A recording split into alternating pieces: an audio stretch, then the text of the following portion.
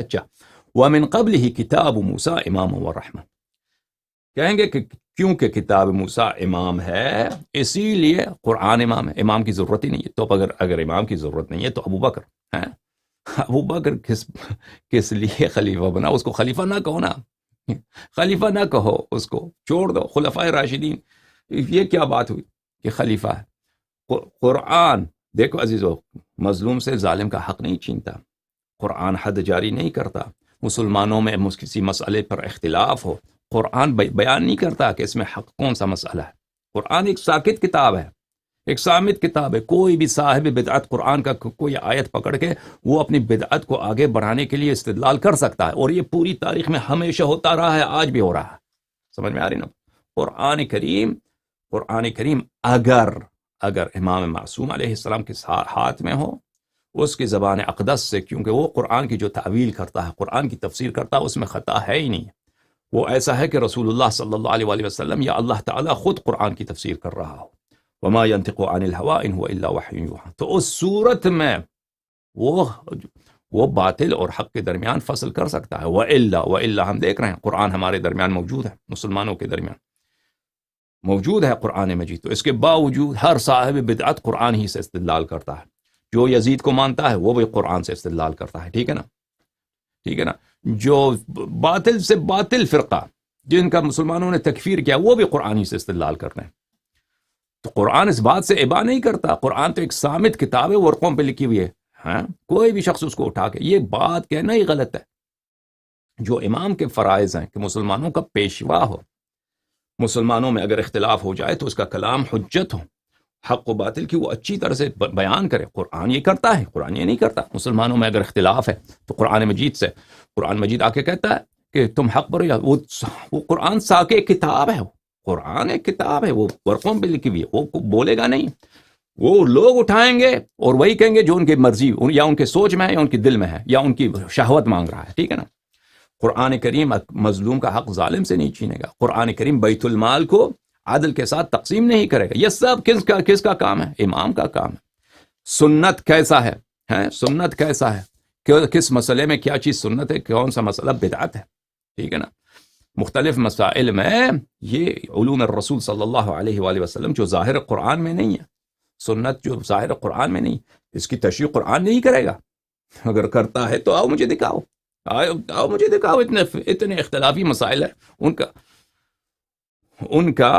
ان کی دلیل قرآن مجید سے کیوں؟ اگر واقعاً قرآن تو موجود ہے، اگر قرآن چیزوں کا فصل کر سکتا ہے، ان مختلفات کا کر سکتا ہے، تو کیوں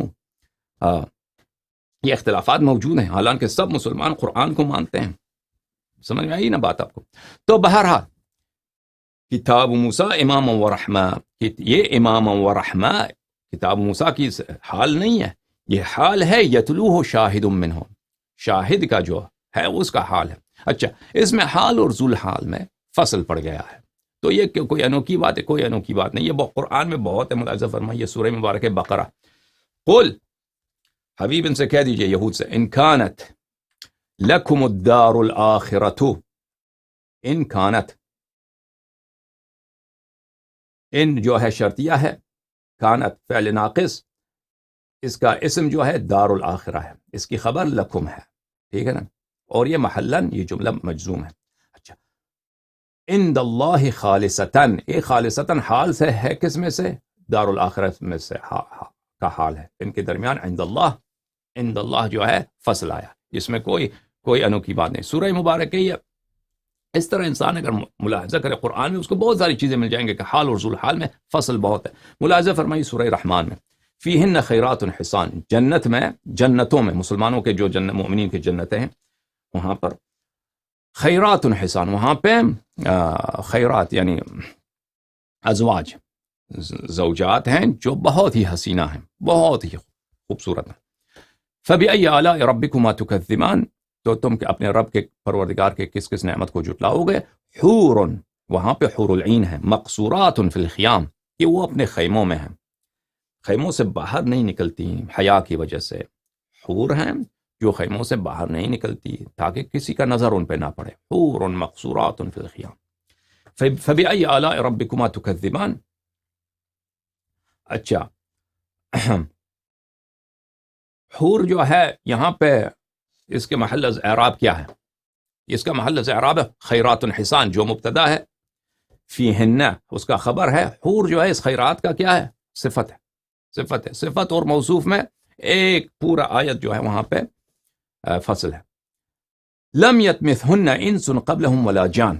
لم یتمثہن، تمث بولتے ہیں نکاح کو، وہ حور جو ہیں وہ سیبہ نہیں، ابکار ہیں، کنواری ہیں، تو ان سے پہلے ان کے ساتھ کسی نہ انس نے کسی جن نے ان کو ٹچ کیا ہے، اور ان کی ان کی بھی حیض نہیں ہوتی، وہ ان کی حیض بھی نہیں ہوتی، وہ ہمیشہ باقرہ رہتی ہیں. اچھا ان سے پہلے جو ہے کہ بھی انس و جن نے ان کے ساتھ کوئی ان کو ٹچ نہیں کیا ہے، ان کے ساتھ نکاح نہیں کیا. فبأي آلاء ربكما تكذبان. اب لم یتمثہن آپ کہہ سکتے ہیں کہ یہ بھی حال ہے، یہ بھی حال ہے کن سے؟ حور فیہن خیرات حسان، اس سے حال ہے، اس کا حال ہے. کیوں؟ اور یہ کیونکہ یہ جملہ ہے، یہ جملہ حالیہ جو ہے اگر مبتدا معرفہ ہو یا نکرہ ہو، اس کی تخصیص ہو جائے تو اس کا حال لانا اس کے لیے جائز ہوتا ہے، یا اس کو آپ کہہ سکتے ہیں یہ خبر بعد از خبر ہے، کوئی بات نہیں. لیکن یہ متکئین ہے، یہ تو منصوب ہے، یہ تو اس کے حال ہونے میں شک ہی نہیں ہے، یہ حال ہے. متکئین علی رفرف خضر، رفرف بولتے ہیں اس کو وسادہ، متکا، بالش، تکیہ جس پہ لگاتے ہیں ہم، ان کے پاس جو تکیہ گاہ ہے وہ سبز رنگ کے تکیہ گاہ ہیں. وہ ابقری یعنی حسان، ابقری بولتے ہیں وہ جو بہت ہی نرم اور بہت ہی انسان اپنے ہاتھ کے نیچے رکھے، جو بہت ہی نرم اور بہت ہی وہ ملائم ہو. حسان وہ بہت اچھے بھی ہیں، جو ان کے جو تکیہ ہیں فرش پہ زمین پہ رکھ کے ان پہ تکیہ کرتی ہیں. اچھا متعیہ ان پہ، ان کی حالت یہ ہے، یہ خیرات حسان، یا حور مقصورات، حور خیرات حسان، جو وہاں پہ جنت میں جو زوجات ہیں، انہوں نے تکیہ لگایا ہوا ہے سبز رنگ کے کشنز پر، سبز رنگ کے متکا پر، وسادہ پر، تکیہ گاہ پر. اچھی بات. تو یہاں پہ دیکھیں کتنا فصل آیا ہے. یہ حور خیرات حسان مبتدا ذوالحال، حال کہاں پہ؟ حال یہاں پہ متکئین. یا مثلا آپ کہتے ہیں لم یتمثہن، یہ مفعول ضمیر مفصولی اس کا جو ہے اس کا حال ہے، کوئی بات نہیں، بہرحال اس میں فصل بہت آیا. تو فصل آنے سے یہ کوئی حال اور ذوالحال میں فصل ہو سکتا ہے، یہ کوئی انوکھی بات نہیں ہے. یہ اس لیے کہتے ہیں کیونکہ عربی جاننے والے لوگ ان کے لیے تو بہت آسان سی بات ہے یہ کہ حال ذوالحال میں فصل بہت ہوتا ہے. اور لیکن کیونکہ یہ مولوی جو ہمارے سامنے بات کرتے ہیں یوٹیوب پہ، یہ بڑے جاہل ہیں، اور یہ عوام بھی کیونکہ نہیں جانتے ان باتوں کو، ان کو بیوقوف بنانے کے لیے ہر حجت لائیں گے، چاہے وہ حجت کتنا ہی گھٹیا اور کتنا ہی باطل نہ ہو. اچھا یہاں پر میرے عزیزو امام علیہ السلام نے فرمایا کہ افمن کان علی بینۃ من ربہ ویتلوہ شاہد منہ، یہ شاہد امیر المؤمنین علیہ السلام ہے. من کان علی بینہ، یہ کون ہے؟ رسول اللہ صلی اللہ علیہ وآلہ وسلم ہے. تو ہمارے پاس تو روایات بہت زیادہ ہیں کہ یہ شاہد سید المسلمین سلام اللہ علیہ، اور آیت میں بھی ہے، آیت خود میں، اور دور جانے کی ضرورت نہیں ہے. آیت میں دو ایسی صفات ہیں شاہد کے لیے کہ ان سے ثابت ہوتا ہے کہ امیر المؤمنین علیہ السلام ہے. ایک تلا یتلو کہ اقتدام ہے وہ بالکل رسول اللہ صلی اللہ علیہ وآلہ وسلم کے ساتھ ہو. یہ صفت کسی بھی شخص پہ منطبق نہیں ہے سوائے سید المسلمین علیہ السلام. اور دوسری بات من ہو، انت منی بمنزلت ہارون من موسیٰ، علی منی وانا من علی، سلام من اللہ علیہما وآلہما. علی علیہ السلام کنفسی، لحمہ لحمی و دمہ دمی، کہ امیر المؤمنین علیہ السلام رسول اللہ صلی اللہ علیہ وآلہ وسلم سے ہیں. یہ بھی کسی اور صحابی پہ نہیں ہے، منطبق نہیں ہے سوائے امیر المؤمنین علیہ السلام کے. اس کے علاوہ روایات ملاحظہ فرمائی، احادیث. یہ تفسیر ہے الکشف والبیان المعروف بتفسیر الثعلبی، الجزء الخامس، چاپ دار احیاء التراث، جو سنہ 1422 میں یہ کتاب چھپی ہے. یہاں پہ ملاحظہ فرمائیے، یہ مخالفین کی تفسیر ہے نا کہ ہماری تفسیر. صفحہ نمبر 161 سورہ ہود. افمن كان على بينة من ربه ويتلوه شاهد منه ومن قبله كتاب موسى اماما ورحمہ. ہم نے کہہ دیا کہ یہ جو ہے حال ہے کس سے؟ شاہد کا حال ہے، کہ وہ شاہد امام بھی ہے رحمت بھی ہے. وہ شاہد امام بھی ہے رحمت بھی ہے. سمجھ میں آ رہے نا؟ امام بھی ہے رحمت بھی ہے، اور رسول صلی اللہ علیہ وآلہ وسلم کا اپنا آدمی ہے اور ان کے بالکل ساتھ ہے. یہ صفات سمجھ میں آئی نا بات آپ کو؟ اچھا، اب کہ یہ شاہد امیر المؤمنین علیہ الصلاۃ والسلام ہے. روایات دیکھیے، یہاں پہ کئی روایت نقل کرتے ہیں. وہ پہلی روایت ابن عباس سے. ابن عباس سے افمن کان علی بینۃ من ربہ رسول اللہ صلی اللہ علیہ وآلہ. وہ شخص جو بینے پر ہے وہ کون ہے؟ وہ ذات اقدس صاحب رسالت صلی اللہ علیہ وآلہ وسلم ہے.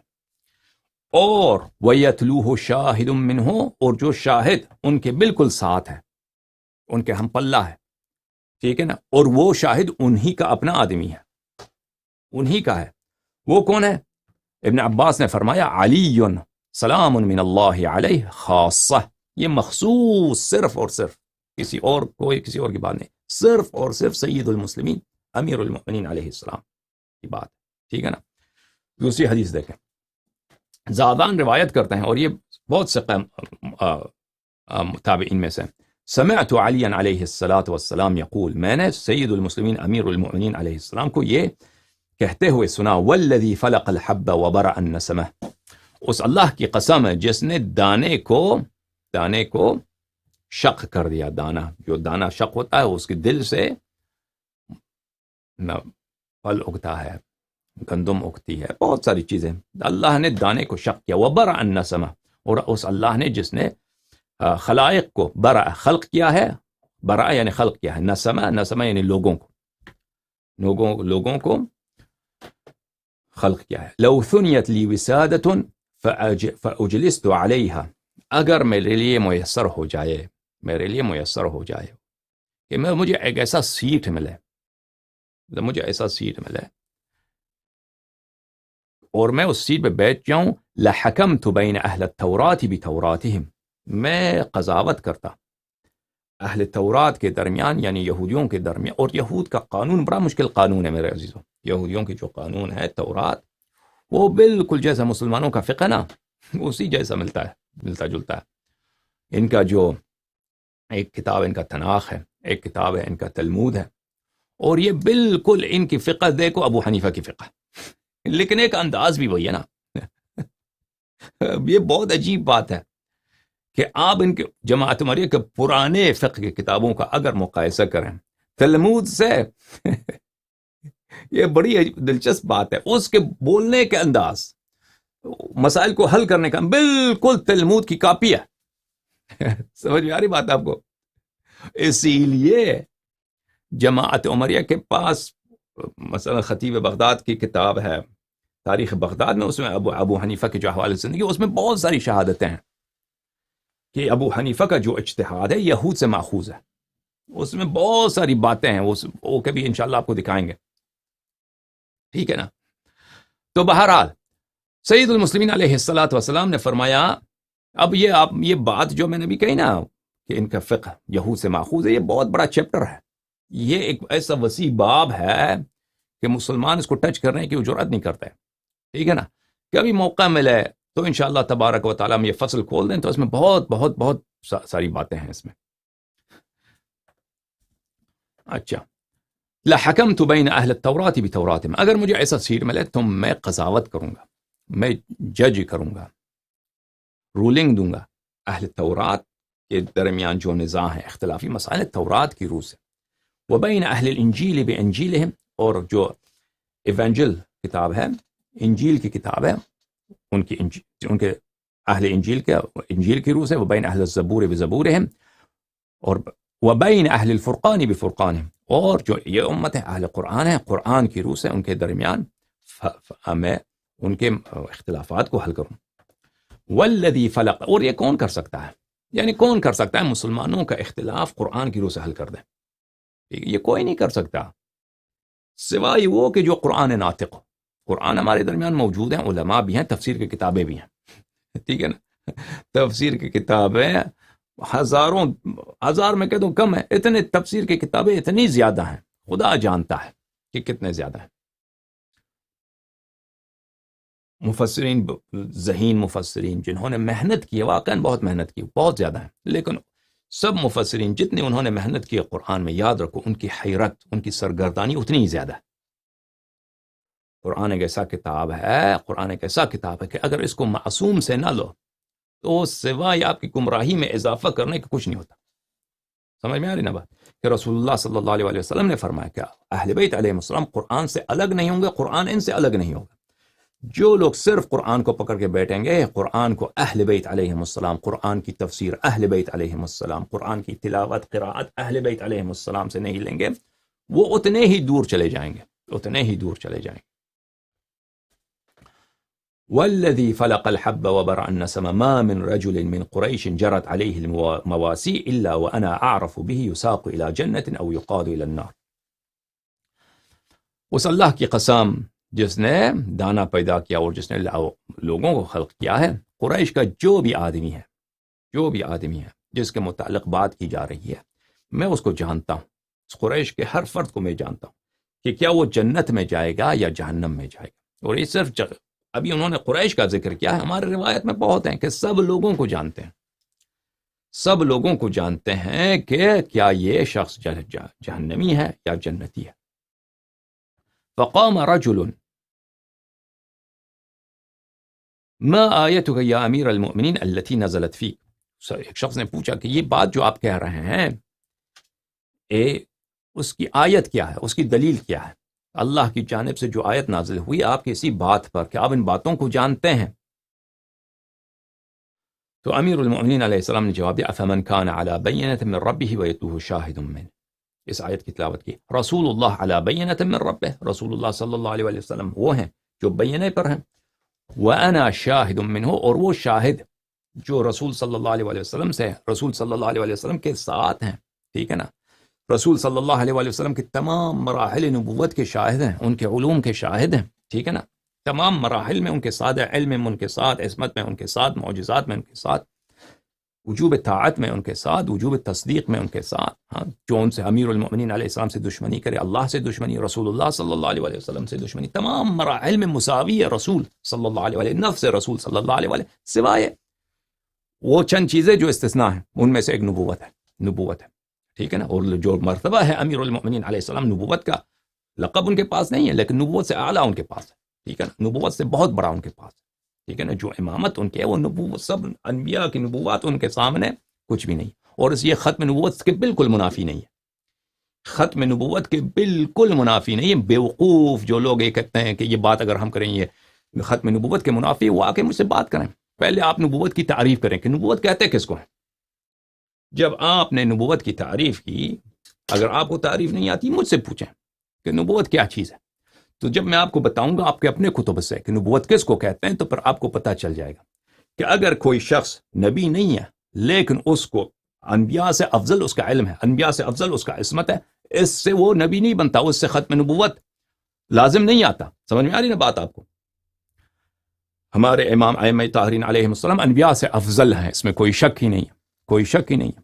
جو رسول پاک صلی اللہ علیہ وآلہ وسلم کا نفس نفیس ہو وہ تمام انبیاء سے افضل ہی ہوتا ہے، سمجھ میں آئے، لیکن نبی نہیں ہے، نبی ہے کیونکہ رسول اللہ صلی اللہ علیہ وآلہ وسلم نے فرمایا کہ میرے بعد کوئی نبی نہیں ہے، لیکن عصمت میں، علم میں، اللہ تعالیٰ سے کے قرب میں، اللہ تعالیٰ کی جانب سے ان کو ثواب اور جو منزلت ہے، فضائل ہیں، سب انبیاء سے افضل ہیں۔ لیکن اللہ نے کبھی ان کو نہیں کہا کہ بعثتک، اللہ نے نہیں کہا کہ میں نے تم کو نبی بنایا، اللہ نے نہیں کہا کہ میں نے تم کو مبعوث کیا، نہیں، نبوت نہیں ملا ہے، لیکن باقی سب فضائل ملے ہیں، اس سے کوئی ختم نبوت لازم نہیں آتا۔ سمجھ میں آ رہی نا بات آپ کو؟ اچھا، یعنی ختم نبوت سے اس پہ کوئی اثر نہیں ہوتا۔ عن محارب عن جابر بن عبد اللہ الانصاری۔ اچھا، تو جب امیر المؤمنین علیہ السلام یہ تالی ہیں رسول پاک صلی اللہ علیہ وآلہ وسلم میں، تمام مراحل میں ساتھ ہیں، ہم پلہ ہیں، ٹھیک ہے نا، علم میں بھی ہیں، تو کیونکہ قرآن کریم کا علم رسول پاک صلی اللہ علیہ وآلہ وسلم کے پاس ہے. وَنَزَّلْنَا عَلَيْكَ الْكِتَابَ تِبْيَانًا لِكُلِّ شَيْءٍ. وَنَزَّلْنَا عَلَيْكَ الْكِتَابَ، قرآن جو نازل ہوئی رسول پاک صلی اللہ علیہ وآلہ وسلم کے لیے، ہاں، تِبْيَانًا لِكُلِّ شَيْءٍ وَمَا يَزِيدُ الظَّالِمِينَ إِلَّا خَسَارًا. وہ دوسروں کے لیے خسارت ہی، قرآن خسارہ ہی خسارہ ہے. نبی کریم صلی اللہ علیہ وآلہ وسلم کے لیے کیا ہے؟ تِبْيَانًا لِكُلِّ شَيْءٍ، ہر چیز کا بیان ہے. ٹھیک ہے نا. اور جب مسلمان قرآن کھولتے ہیں نا، الفاظ تو سمجھ آتے ہیں کیونکہ ڈکشنری لکھے ہوئے ہیں، بعض وقت الفاظ میں بھی بہت سارے اقوال ہیں. تو معانی میں تو میں نے کہہ دیا آپ کو کہ اکثر بسم اللہ سے شروع کر دیں. بسم اللہ الرحمن الرحیم جو سورہ فاتحہ کا پہلی آیت ہے، بسم اللہ الرحمن الرحیم. اللہ العظیم، تفسیر کا درس دینا اسی لیے بہت مشکل ہے کہ اقوال بہت زیادہ ہیں. اتنے اقوال ہیں. وہ بسم اللہ ہی سے شروع کرو، الحمدللہ رب العالمین. کتنے اقوال ہیں الحمدللہ میں. یہ احتمال، یہ احتمال، یہ احتمال، یہ احتمال، اور سب ان کے بولنے والے بہت عظیم بلند پائے کے محققین ہیں. ٹھیک ہے نا. اور اسی طرح سین والناس تک ہر جگہ ہر آیت آپ کھولیں احتمالات.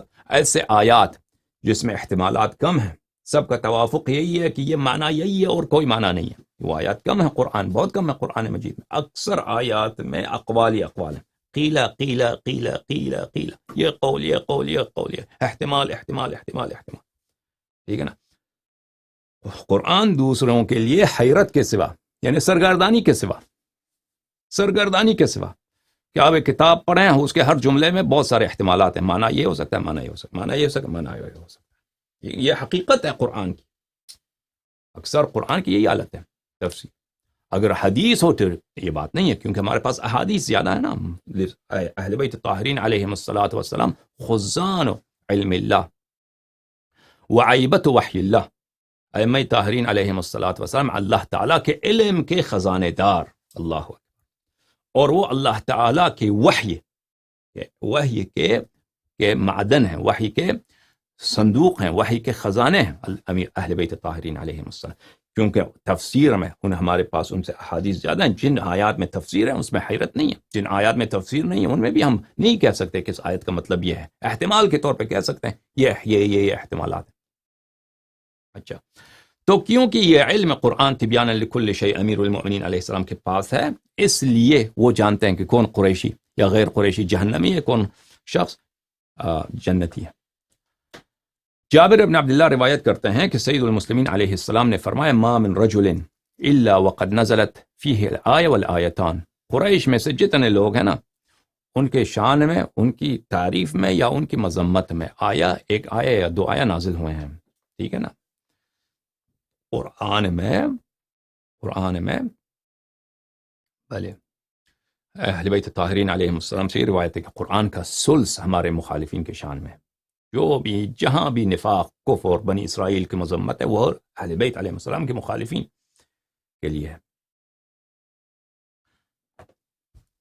اس میں ایک آیت، دو آیتیں. فقال له رجل فأنت أي شيء نزل فيه.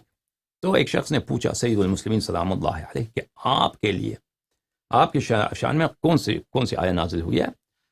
تو سید المسلمین سلام اللہ علیہ نے جواب دیا اما تقرأ الآیت التي في ہود ويتلوه شاہد منه. فرمایا کہ تم نے یہ آیت نہیں پڑھی سورہ ہود میں، وَيَتْلُوهُ شَاهِدٌ مِّنْهُ، یہ میرے شان میں نازل ہوئی. یہ کس کی تفسیر ہے؟ یہ مخالفین کی تفسیر ہے. ٹھیک ہے نا.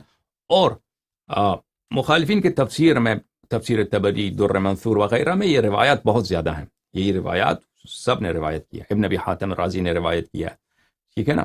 اب میرے پاس تو ریفرنسز بہت ہیں، میں صرف در منثور آپ کو دکھاتا ہوں، باقی میں نہیں دکھاتا. الدر المنثور في التفسير المأثور، تألیف السیوطی، عبد الرحمن السیوطی، جزء رابع، چھاپ دار الفکر. یہاں پر صفحہ نمبر 409 میں افمن كان على بينة من ربه ويتلوه شاهد منه.